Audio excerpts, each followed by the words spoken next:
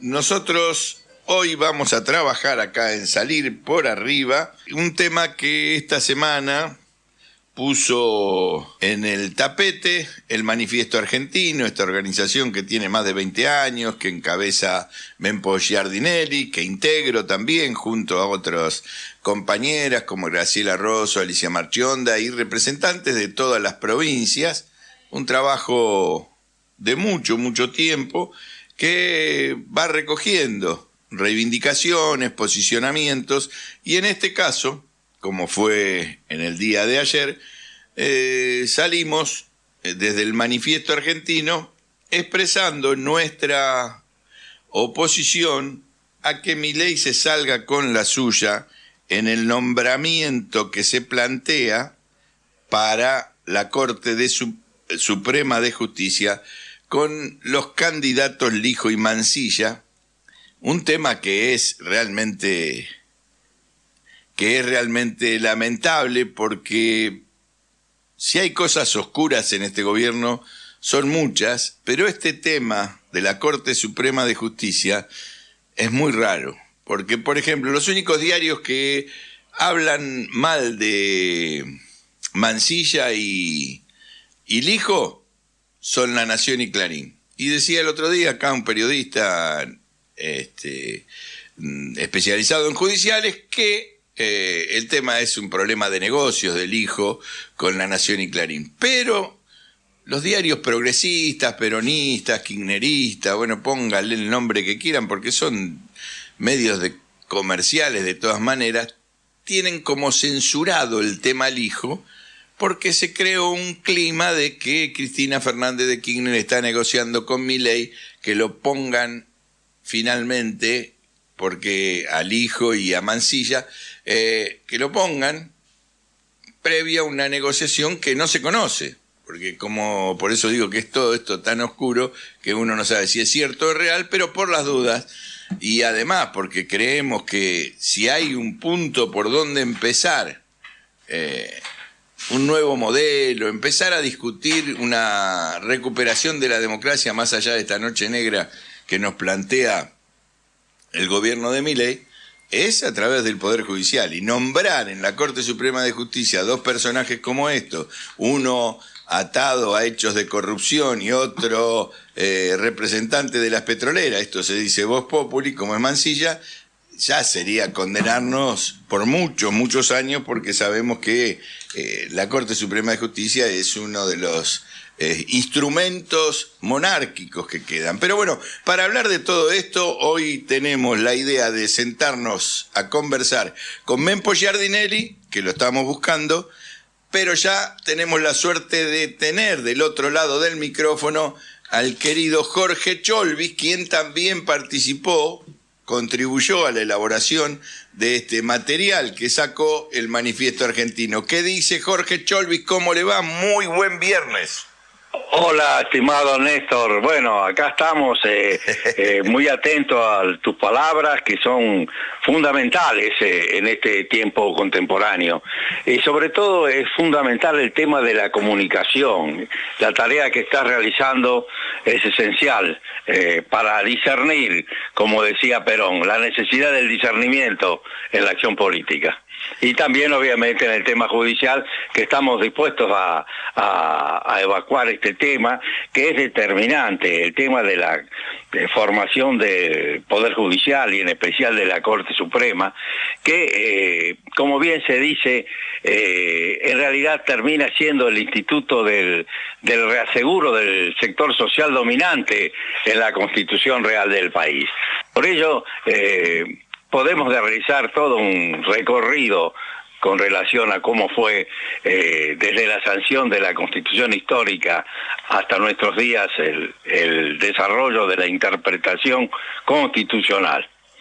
Pero de todas maneras, eso, como coincidimos, que es un tema clave, que no debería tratarse así como se está tratando, que no se comenta en los medios, que no se abre a la discusión pública, que no se democratiza la discusión, ya no digo el nombramiento, sino que la discusión está como cerrada a pequeños espacios. Pero sí, tenemos tiempo, Jorge, para que vos hagas una historización de lo que es el rol de la Corte Suprema de Justicia, desde sus comienzos, y esto que vos decís, que sacando algunos ejemplos que pusimos en la comunicación que hicimos con el manifiesto, algunos momentos siempre fue pro-oligárquica o estuvo al servicio de los sectores de poder concentrado en la Argentina, ¿no?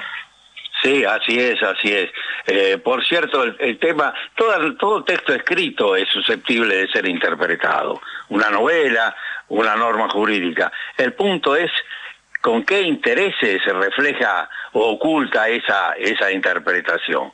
Por ello, haciendo un recorrido de la actuación de la Corte Suprema en los distintos tiempos históricos de nuestro país, se observa expresamente cómo fue el instrumento del reaseguro de los sectores sociales que proponían el statu quo, el atraso, cómo se refleja en los distintos cortes de Estado que han sido convalidados por los tribunales de la Corte, y a su vez, yendo más hacia nuestro tiempo, cómo es imprescindible tener una doctrina jurídica expresa en el alto tribunal que refleje los intereses de nuestro país en lo que se refiere al tema crucial y actual del endeudamiento exterior. Cómo la República Argentina no puede ser juzgada por tribunales extranjeros, como está ocurriendo en este tiempo en el distrito de Nueva York. Por ello es importante traer a nuestro tiempo también doctrina de la Corte Suprema, como fue en el periodo del presidente Alfonsín, en el caso del caso Bunicardi, o en el año 2014, en el caso Clarence Corporation, donde la Corte Suprema de Justicia de la Nación, a través de un elevado dictamen de la procuradora Alejandra Gil Carbó, se opuso a darle presencia al fallo del juez Giresa, puesto que afectaba al orden público constitucional argentino. Por ello, el tema de la interpretación jurídica es necesario que refleje los intereses del pueblo todo y las circunstancias actuales de nuestro tiempo. Y en ese camino, Jorge, esta situación que estamos viviendo, que vos remontás brevemente en esta cuestión histórica, siempre no solo ha estado al servicio de las oligarquías nacionales, sino también de esto de externalizar el poder, o sea, abdican a favor de un poder externo. Te quiero contar que ya tenemos a Mempo Giardinelli, que fue el promotor de este documento, que charló contigo, conmigo y con otros más. Lo saludamos y después seguimos. Mempo, ¿qué tal? ¿Cómo te va? Muy buenos días. Acá te estamos esperando con Jorge Cholvi, ya conversando sobre el tema de la Corte Suprema de Justicia. Bueno, un gusto saludarlos a los dos, Jorge, querido, ¿cómo estás? Espero que muy bien. Sí, efectivamente, estuve haciendo los contactos estos días para que pudiéramos sacar este documento y, por supuesto, Jorge Cholvis, como yo creo que es y que sos vos, Jorge, el más consistente constitucionalista que tiene la República Argentina. Nos ayudaste mucho y, bueno, el agradecimiento porque además comprender tu mediación para nosotros fue extraordinaria. Así que bueno, un gusto saludarlos también a vos, Néstor, como siempre en tu programa, siempre a tu disposición. Bueno, no, ahí veníamos historizando con Jorge y le pregunto a él y después también a vos. Una de las cuestiones que se pregunta a la gente hoy, la gente de verdad, de bien, no sé cómo hay que decirle porque ya nos roban todas las palabras, honesta, democrática, dice, bueno, todas estas barbaridades que está haciendo el gobierno de Milei en algún momento se van a poder revertir. Por eso que si se consolida una Corte Suprema de Justicia que ya viene mal y se le agregan dos personajes como estos, Mansilla y Lijo, bueno, va a ser muy difícil que después un gobierno popular pueda revertir. Esto es lo que se pregunta a la gente y lo que yo les pregunto a los dos. Cholvis, empezamos contigo. Bueno, evidentemente la conformación del máximo tribunal es determinante y no por casualidad aparecen estos dos candidatos, como tampoco aparecieron por casualidad la integración de las Cortes Supremas que luego de los golpes de Estado llevaron a nuestro país al retroceso histórico de a partir del 55, el 66, 76, donde se implementaron esas políticas neoliberales que llevaron a esta crisis social, económica y política que conocemos. Por ello, es imprescindible hacer un análisis detenido de los fallos de la Corte Suprema de Justicia de la Nación, y ahí se va a observar cómo esas cortes en esos tiempos fueron reflejando esas situaciones históricas que implicaron retrocesos o avances en el proceso histórico. Por ejemplo, es indudable que la primera Corte Suprema de 1853-60, que Gorostiaga y otros que la integraron, trataron de efectivizar esa concepción de Alberdi en la Constitución histórica, de esa etapa concurrencial del capitalismo, en la cual no había ingresado a la faz monopólica o imperial, y mucho menos a esta de la financiarización de la economía de nuestro tiempo. Por ello, la jurisprudencia que ha efectuado la Corte, bien señalaba Sampay las 13 facetas: la interpretación estática, la interpretación dinámica o de lege lata, y la interpretación revolucionaria de una norma jurídica.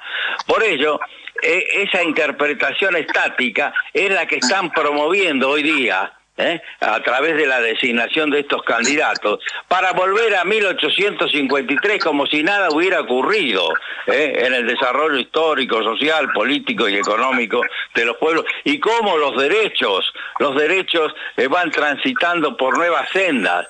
Ya no son los derechos sociales los que deben marquinar, deben tener presencia. Los retrotraen a esas concepciones liberales en el cual la propiedad privada era el único derecho sagrado e inviolable, como si estuviéramos en la Revolución Francesa. No, ignoran el desarrollo social, las nuevas etapas de los derechos que están aún incorporados en la Constitución, en lo que se refiere a los pactos económicos, sociales y culturales, y que no se tienen debidamente en consideración ni en el debate político ni en el debate jurídico. Por ello, la conformación del Tribunal Supremo es determinante en su integración, en su composición y en sus funciones. Esto es determinante no solo para la definición legislativa de estas cuestiones, sino para la definición en una futura reforma constitucional. No se puede ignorar cómo la interpretación que se realizó en forma estática por los golpes de Estado y los tribunales que lo sucedieron, sino que marginaron el proceso histórico, ignoran, fueron malabarismos jurídicos. Y les voy a dar dos ejemplos. Cómo la Corte Suprema, que siguió al golpe de Estado el 6 de septiembre, que derogó al presidente Irigoyen, no solo dictó esa acordada del 10 de septiembre que convalidó el golpe de Estado, sino que a su vez en tres fallos, dejó sin efecto los principios que sostuvo el presidente Irigoyen, detenido en la isla Martín García. En ese habeas corpus, en ese planteo de incompetencia que Irigoyen sostuvo y le dijo que la Corte Suprema no puede juzgarlo porque era el presidente de la República. Y en otros 2 fallos más, la Corte Suprema fue el instrumento para convalidar el golpe de Estado. Y voy a dar 2 o 3 fallos de lo que ocurrió en la Argentina luego de la nefasta derogación de la Constitución Nacional de 1949 por un bando militar. ¿Qué hizo la Corte Suprema? Es muy importante, y esto que les voy a señalar es producto de una investigación que he podido realizar en la colección de fallos de la Corte Suprema de Justicia de la Nación, reflejando la manipulación jurídica. Podemos señalar la Corte Suprema que designó el golpe de Estado del 16 de septiembre de 1955, ¿por qué Constitución juró? Por la Constitución del 49. Por ella juraron Lonardi, por ella juraron sus ministros y por ella juraron los jueces de la Corte Suprema de facto. ¿Y qué hizo la Corte Suprema de facto ante la acordada, ante el bando militar del 27 de abril? Es importante tener presente qué fallos dictó la Corte en esos días. El 27 de abril, el 30 de abril y el 2 de mayo del 56. En esos fallos, ahí se observa el rol de instrumento que fue para convalidar el golpe de Estado y el retroceso político en la Argentina. En los días previos al 27 de abril, la Corte utilizó y citó en sus fallos a la Constitución Nacional de 1949. Pero entre el 27 de abril, 30 de abril y el 2 de mayo, no utilizó en sus fallos a ninguna norma constitucional. Ya veía lo que estaba por ocurrir, que el poder de facto iba a dictar un bando para derogar o abrogar la Constitución del 49. Y recién a partir del 2 de mayo de 1956, como si lo más normal fuera que un bando militar derogue a una Constitución sancionada en una asamblea constituyente, la Corte Suprema empieza en sus fallos a citar a la Constitución de 1853, un retroceso histórico de casi 100 años, convalidado por la Corte Suprema. Por ello, esta es una cuestión determinante en lo que hace al estudio del derecho, al conocimiento del derecho, a la formación de los juristas, que deben impulsar un proceso histórico social avanzado. Esta es una cuestión determinante. Y cómo en otros años posteriores, luego de otro golpe de Estado, como fue el de 1976, que también la Corte comienza a retrotraer a esos esquemas reaccionarios y retrógrados del liberalismo, de esa etapa superada. ¿Qué había ocurrido en la Argentina en el gobierno del 73-76? Por cierto, en esa etapa se dictaron por la Corte Suprema de Justicia importantes fallos que reflejaban los intereses de la nación y del pueblo todo, como fueron los casos Parque Davis, Ford, Motor Company, 3, 4, 5 fallos que la Argentina ponía en el más alto rango jurídico la defensa de sus intereses nacionales y que podemos señalar del pueblo todo. O sea que esa Corte Suprema del año 73-76 de la presidencia de Cámpora y Perón, en estos 5 fallos ejemplares que podemos individualizar, en los casos Parque Davis, los casos Compañía Suiza de la Plata, Taylor Goldwyn, Ford Motor Argentina, que a través de los dictámenes, de los votos de Versailles, Díaz Vialet, Arau Castel y Masnata, con una nueva interpretación avanzada, reflejaba los intereses de nuestro país y de nuestro pueblo.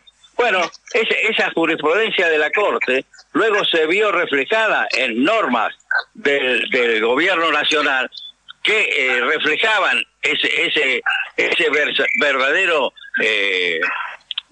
digamos estatus jurídico en la materia.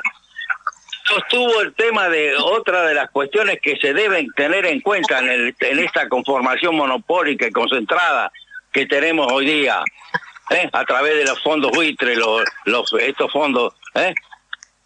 Ahí la Corte desarrolló la teoría de la penetración del órgano y de la realidad económica para reflejar bien ese proceso económico que estaba desarrollándose, y precisamente esas normas y esa doctrina de la Corte, cuando fue dejada de lado, y precisamente con el golpe de Estado de 1976 y el discurso de Martínez de O del 2 de abril del año 76. O sea que la Corte va reflejando los avances y retrocesos de los procesos históricos, como señalábamos recién el caso de Brunicardi, o el caso Claren Corporation, que refleja los intereses de la nación argentina en lo que se refiere al juzgamiento por tribunales extranjeros. Y todo esto también tiene, perdón, Mempo y Néstor si me excedo, todo esto tiene que ver con la conformación política, con la formación de la cultura política que está tratando de frenar al avance de los pueblos. Es necesario sostener, como mencionaba Arturo Enrique Sampay, que en la década del 70 del siglo pasado, ahí comienza a conformarse esa doctrina jurídica que pretende disminuir la defensa de los intereses soberanos de nuestro país o de nuestros países.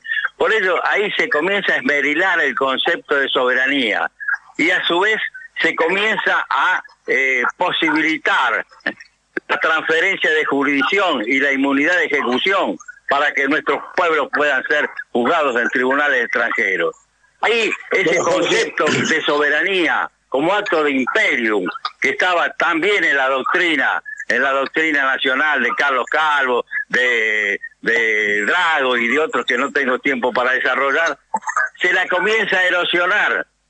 Y ya esa doctrina de iure imperio, es decir, del imperio de una nación, de definir todas estas cuestiones, se la empieza a esmerillar con el concepto de iure gestione, como que ello es un acto de mera gestión, el endeudamiento externo y la transferencia de jurisdicción y de inmunidad de ejecución. Ahí comienza toda esa etapa para transferir a los tribunales extranjeros el principio soberano de ser una nación plena y poder juzgar nuestros actos de gobierno. Por ello, también ese caso Claren Corporation es indispensable traerlo a nuestro tiempo, y también observamos el retroceso que se está desarrollando en la forma de integrar a la Corte Suprema de Justicia de la Nación para que no se tengan presentes estos importantes principios jurídicos y políticos de una nación soberana.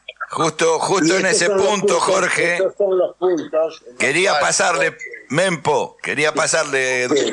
Estamos con Jorge Cholvis y ahora le vamos a dar el pase a Mempo Giardinelli a raíz de la comunicación que sacó el Manifiesto Argentino. Y bueno, escucharlo ahora sí a Mempo en su opinión con respecto a este intento que se hace. Adelante, Mempo.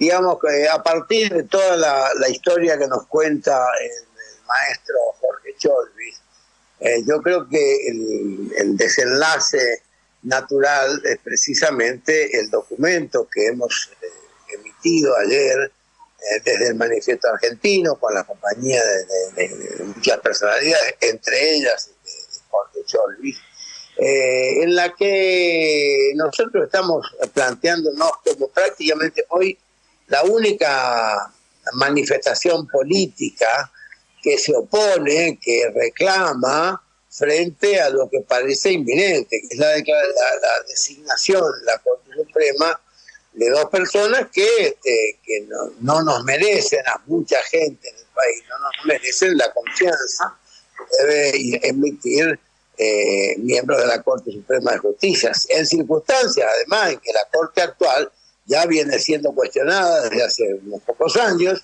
y en la que hay incluso dos miembros que fueron designados por Macri por decreto. Es decir, que hay una flaqueza, diría, de una debilidad conceptual, jurídica y moral muy grande. Por eso es que el Manifiesto Argentino, todos los integrantes, las integrantes de todas las provincias, además, acompañados por personalidades como Mario Masitelli, como Horacio Novelli, como Estela Calone, como Ernesto Forero y por supuesto como Julio Cholvis. Lo que hemos planteado a la Nación ayer, creo que ha sido un documento muy importante, porque lo que estamos diciendo nosotros es que estas dos personas que parecen ser ya casi inminentes, y posiblemente lo sean, porque es Vox Populi, que estos dos son los favoritos de bueno, tengo que decirlo, son los favoritos de Unión por la Patria, entonces es muy posible que resulten elegidos, y esto es un peligro porque yo creo que Unión por la Patria se está equivocando en esto, las principales figuras se están equivocando en el entusiasmo con que parecen estar apoyando la candidatura de los señores Lijo y García Mansilla. Yo creo que este no es además el procedimiento adecuado. El procedimiento adecuado hubiera sido, en todo caso, de última, llamar a un plebiscito nacional, invitar a una asamblea constituyente, invitar a un congreso de personalidades. De la Argentina no tiene mucho Jorge Cholvis, pero hay dos o tres de sus discípulos que son muy importantes y que piensan muy bien de esta cuestión. Es decir, que había o hay todavía otras posibilidades, pero desdichadamente todo indicaría que lo que nosotros estamos planteando, algunos ya lo ven como algo, como una batalla perdida. Yo no sé si es batalla perdida, lo que sí creo, y estoy convencido, es de que si esto se resulta y se designa a estas personalidades y la Corte Suprema de Justicia vuelve a ser un cuarteto con figuras simpáticas para los sectores más reaccionarios, o en este caso, que no sería un sector reaccionario, pero un error político muy grande que estaría cometiendo el peronismo oficial, estaría cometiendo claramente la línea directriz del movimiento peronista hoy. Esto me parece que va a ser, es muy peligroso para la República, sobre todo porque la perspectiva de salida es la que señala Cholvis recién. Acá lo que va a tener que llegar en algún momento la República Argentina es hacer, el maestro Cholvis dice la nueva gran reforma constitucional. Yo creo que hay que ir más allá todavía. Yo creo que no es una reforma constitucional clásica la que necesitamos. Creo que lo que hace falta es una nueva constitución, no una reforma, sino el dictado de una nueva constitución que empiece desde el capítulo 1, del número 1, hasta adelante, porque la Argentina está muy viciada en términos constitucionales. Llevamos 170 años de constituciones que, salvo excepciones como las que bien señaló Jorge Cholvis, y en particular la de 1946 y 1949, sin ninguna duda la Constitución de 49 es el paso más avanzado que dio la ciudadanía argentina en términos constitucionales. Pero para volver a eso hace falta, en primer lugar, no hacer lo que va a pasar ahora, que yo tengo mucho miedo, y lo digo con toda responsabilidad, creo que no es ningún favor a la República esta nueva Corte Suprema, que me parece que ya es casi un hecho. Por eso, y acá termino, el Manifiesto Argentino, que hemos pensado y trabajado mucho en todo esto, decidimos emitir este documento ayer, que está circulando y ha circulado por todo el país, y espero que siga circulando, porque nosotros no estamos haciendo una negatividad, sino que estamos ofreciendo una perspectiva completamente revolucionaria en democracia, una perspectiva restauradora de la mejor tradición de la Constitución Nacional de la Argentina, que es una tradición cortita, chiquita, porque de los 170 años de vida democrática que tenemos desde la Constitución del 1853, en realidad los momentos diría, de acierto han sido realmente excepcionales y muy poco, como bien lo señaló Cholvis. Así que bueno, en eso estamos, compañeros, en una situación muy difícil para la República, porque acá no estamos discutiendo una política coyuntural, no estamos discutiendo una ley, no estamos discutiendo un momento determinado, una decisión o indecisión o mala decisión. No. Acá lo que estamos conversando, lo que estamos pensando, quienes pensamos esto, es en el futuro de la República a partir de una Constitución. No hay patria sin Constitución. Y la Constitución que tenemos actualmente es una Constitución débil, fallida, mal emparchada, y que toda la perspectiva de cambio va a pasar por una eventual, quién sabe, algún día reforma, y nosotros sostenemos, lo venimos sosteniendo hace tiempo, que no se trata de una reforma, se trata de hacer un proceso para una nueva Constitución Nacional de la Argentina que discuta todo, no un determinado articulado o el inciso tal o el inciso cual. Hay que discutir una nueva Constitución desde el punto 1 hasta que termine. Yo creo que debe ser la salida que la Argentina necesita. Es muy compleja, pero bueno, nosotros la planteamos. Gracias, Mempo. No te vayas todavía, si después hacemos un saludo final, nos vamos a estirar unos minutitos. Le damos el cierre también a Jorge Cholvis, agradeciéndole el tiempo que nos dedicó y historizar. Vos dijiste una palabra, Jorge, que es clave. Es determinante lo que se va a producir ahora, porque ya está el DNU 70, ya está el RIGI, ya está la ley bases, pero si se consolida todo eso en una nueva conformación, ampliada conformación de derecha, como tiene la Corte Suprema de Justicia, es determinante, pero no por un par de años. Es por muchos años, porque encima sigue siendo algo que va a durar hasta que se mueran quienes están en la Corte Suprema de Justicia. Esto es una barbaridad. Así es, Néstor, así es, Néstor. Por eso es lo que estamos mencionando, lo que está tratando el manifiesto es determinante.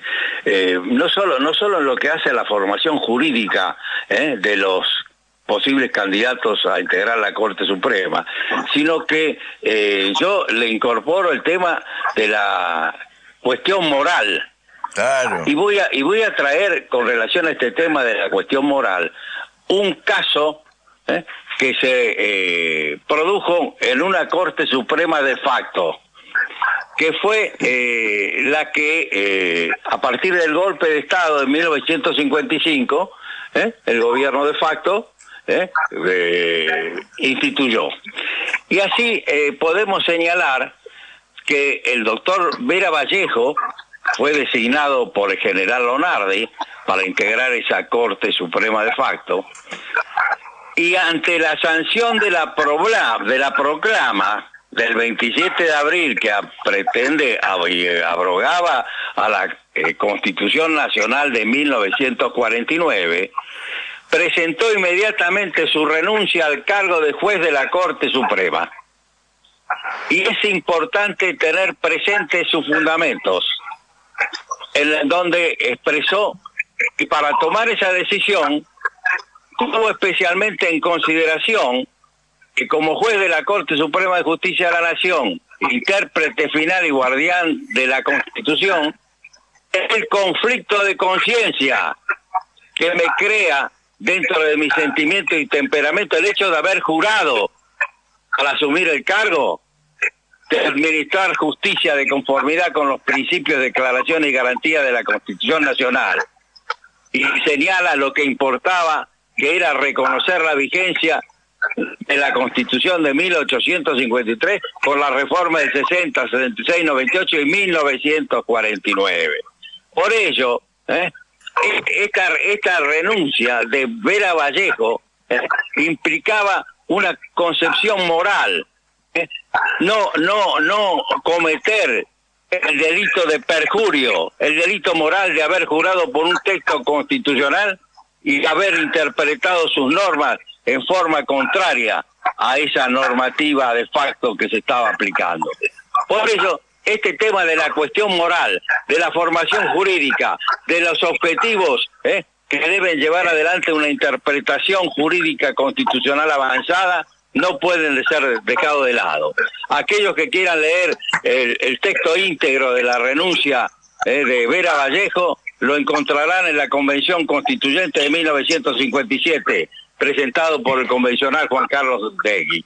Por eso, toda esta historia del derecho es determinante traerla a nuestro tiempo, para terminar con esa metástasis ideológica que pretenden imponer para retrotraer al pueblo argentino a nefastas épocas pasadas.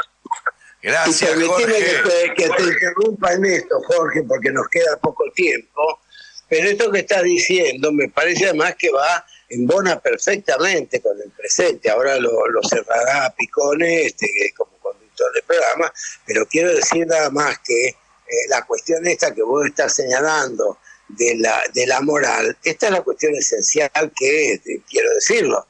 Yo vengo trabajando desde la fundación del Manifiesto Argentino, como que quizá el factor o la infección mayor que tiene la política en la Argentina es la amoralidad que se ha venido instalando, y que en materia constitucional es enorme, vos la conocés mejor que nadie, y efectivamente este ejemplo de 1957 es fundamental, porque hoy en día, si no tenemos una moralización de la política, nunca vamos a tener una moralización del sistema jurídico. Y el sistema jurídico es esencialmente la Constitución Nacional, que es de donde parte, o de donde debe partir, una nueva concepción moral para la política y para la vida cotidiana de la Argentina. Estos son los factores que no se dice, que no se habla, pero uno de los factores fundamentales del Estado de la República. No hay explicación de la Argentina de hoy con todo lo que nos duele, sino desde una perspectiva moral. La decencia cívica es la que se ha desmoronado y se ha, convertido en una especie de carnaval de oportunistas, de atrevidos, de corruptos y demás. Y esto es uno de los grandes problemas de la Argentina. Y la decisión de una nueva Corte Suprema con sujetos o con personalidades que pueden tener sus méritos. Además, yo no soy experto en esto, ni me interesa ser el exégeta ni el condenador, pero sí tengo todo el derecho y el deber como ciudadano de tener una alta sospecha respecto de las cualidades y las perspectivas que esto le puede dar a una conducción de una nueva Corte Suprema de Justicia, que ya en la Argentina es chiquita, es de poca gente, es de diría yo, de un grupo, siempre es un grupo cerrado, elitista, oligárquico y nunca al servicio del pueblo. Y esto hay que terminarlo alguna vez. Y para empezar a terminar esto hay que empezar a decirlo. Así que yo recupero mucho tus concepciones de la moral y la decencia, y creo que esto es lo central que tenemos que afirmar. Desgraciadamente no todos los grupos políticos de la Argentina tienen este tipo de preocupación. Bueno, nosotros en el Manifiesto Argentino hacemos de esto nuestra bandera fundamental. Y abrimos a compañeros como Jorge Sciorbi. Mempo Giardinelli, será hasta la semana que viene, como siempre. Y Jorge, muchísimas gracias por tu tiempo. Un abrazo, Néstor y Mempo, a la orden para lo que precisen, y seguimos ampliando esto en la senda que plantea el manifiesto. Y hay que leer a Vera Vallejos. Hay que leer a Vera Vallejos. Gracias. Chau, chau.